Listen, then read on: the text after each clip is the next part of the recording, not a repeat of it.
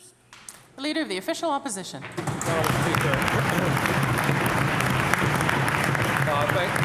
Thank you, Honourable Speaker. For weeks now, members on this side of the House have been raising the issue of clawbacks of child support payments to single-parent families.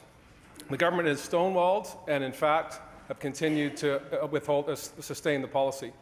As an individual who grew up in a single-parent family, I certainly understand the challenges that involves for families, for parents, and for children. So my question is to the Minister of Social Development. Can he tell us why he believes that rather than offering hope to parents and opportunity to children, why he would not, with a stroke of a pen, do away with the clawback and do it today? Minister of Social Development.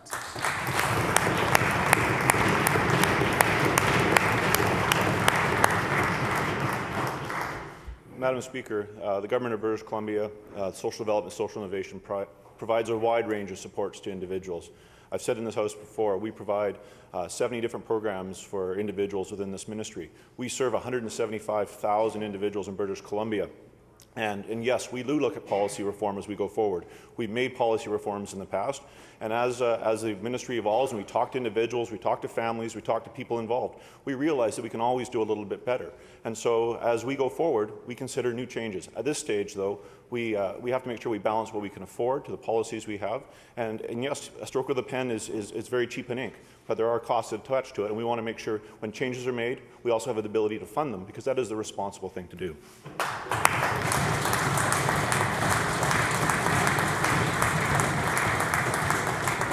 Leader of the Official Opposition on a supplemental. Thank you, Honourable Speaker. Well, to the Minister, what about the cost to those families? Families all across British Columbia that are struggling every day to make ends meet.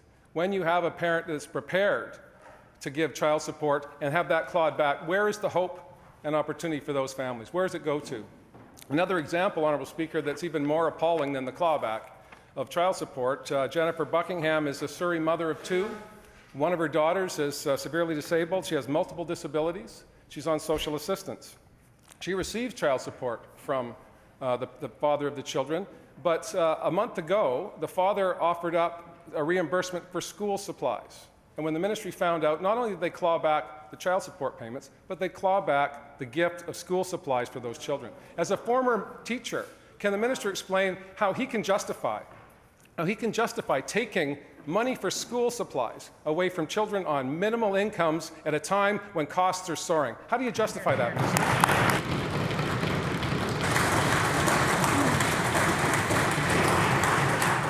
Comments through the chair.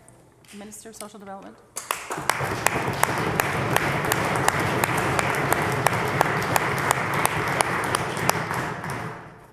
Madam Speaker, I'm not going to stand in this House and pretend that every support we have is absolutely perfect. They can be evolved. They can be improved upon. Madam Speaker, income assistance is a payment of last resort. We expect that if there is opportunities for parents to support their children, that is the first opportunity. That being said, there are issues that sometimes they struggle with. That's why we have a number of supports. Yes, there is an income assistance amount that families receive. But, Madam Speaker, we also make sure that families have access to things like, depending on their circumstances, they could have access to bus passes, earning exemptions. They have opportunities for increased school startup supplements. Madam Speaker, we make sure there are supports. But yes, one of the things that we're committed to doing in this province is making sure that families have jobs, we can grow the economy, and make sure that families, parents, single parents, or families that are together have the opportunity to best support their children and give them the lives that they want to do. Here, here.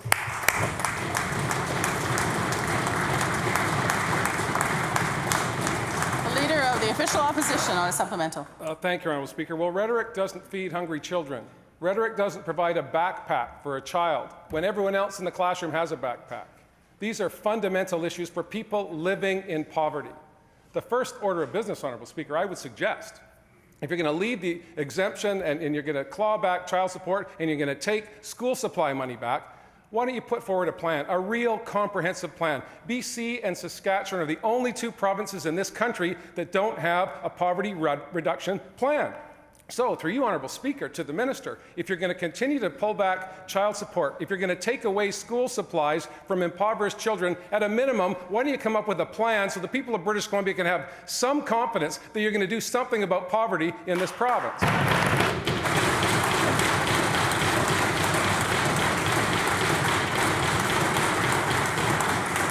Minister of Social Development and Social Innovation.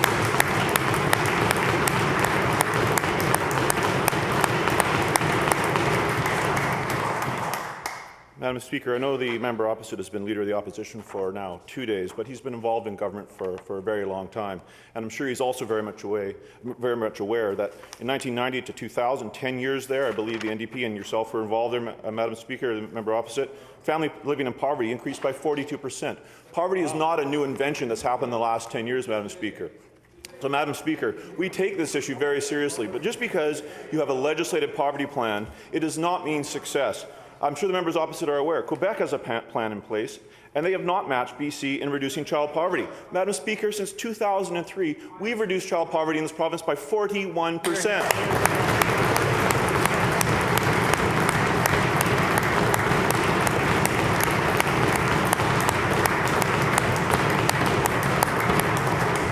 Madam Speaker, Ontario has a plan in place. And did you know, Madam Speaker, that child poverty there has increased? A plan does not guarantee success. What guarantees success is an opportunity for families to engage in the economy, to have jobs, to provide opportunities for their children. That's what I want to do. As a teacher, I want to make sure young people leaving the school system have that opportunity to get the training and the jobs. And, Madam Speaker, this side of the House is dedicated to that. Here.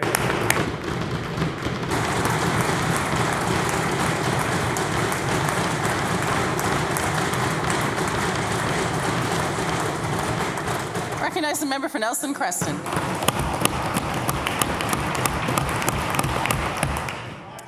Madam Speaker, the minister is right to say that poverty isn't new. It's existed for millennia. What would be new, however, is action from this government. That's what would be. And that would mean a lot to Jennifer Buckingham and her family because they're struggling. They're struggling because of Liberal choices. Those choices take away a total of $750 out of her two daughters' hands every month. Being poor means Jennifer's daughters are being bullied at school for not having the same things as their classmates. The girls are stressed from the teasing, from not having enough food to eat, and not being able to have the same opportunities as other kids. So, Madam Speaker, how can the minister continue to defend the indefensible? How can he not stop this grievous wrong of taking money out of the hands of BC's poorest kids?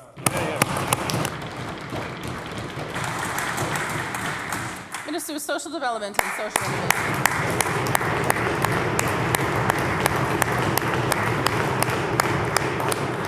Madam Speaker, the members opposite talk about a stroke of a pen to make policy changes to improve the lives of British Columbians. Madam Speaker, I think I should give them some examples of some policies that we've done in this government to improve the lives of British Columbians. And I'm sure they support these changes as well.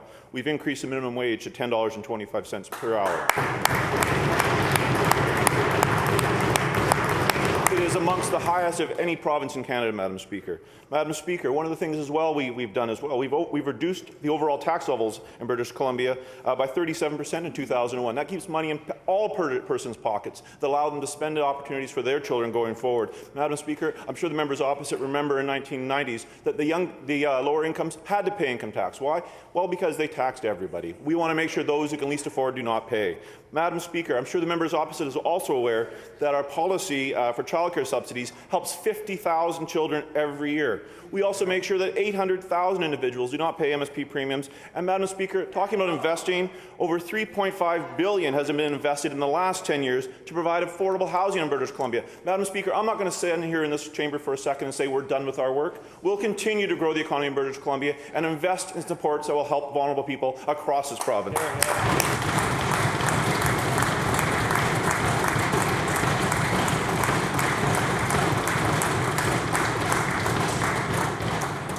Nelson Creston on a supplemental.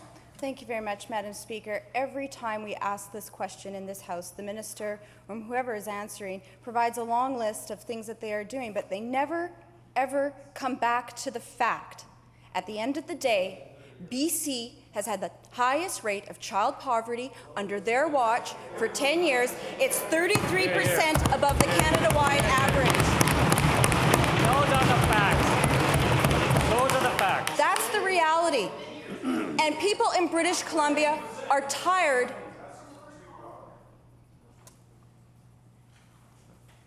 People in British Columbia are tired of hearing government excuses for not taking action today to reduce child poverty. With a stroke of a pen, Madam Speaker, an order in council that would actually be welcomed by British Columbians could be done, and it would end the clawback of child support payments to BC's poorest kids.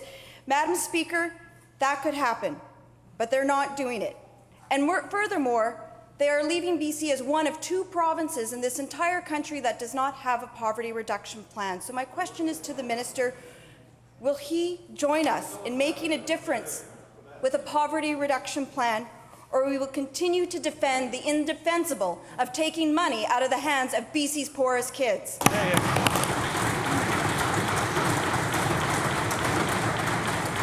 Minister of Social Development and Social Inclusion.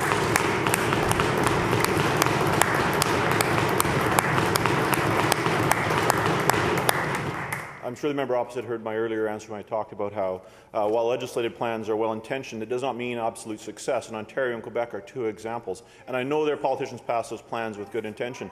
And I know the members opposite understand, even though I would consider 41% a decrease in child poverty from after 2003 an incredible step, you know what? I would have loved to have got to a higher number. Madam Speaker, we continue to work in this government, in this province, to make sure that we have those supports. And I know the member opposites are as well aware that we also spend monies and we have programs. 98,000 households receive benefits from provincial social housing programs and services. And Madam Speaker, next year we're introducing the early childhood tax benefit. Madam Speaker, I've said this before and I'll say it again. We're not done with our policy changes and reforms and our supports. We will evolve them to support individual families across British Columbia. We may not meet the time frame the members opposite have. I would love to grow the economy that much more faster. And Madam Speaker, I would invite the members opposite to join us in growing the economy of British Columbia to help families across this province so we can make those investments and those supports, Madam Speaker.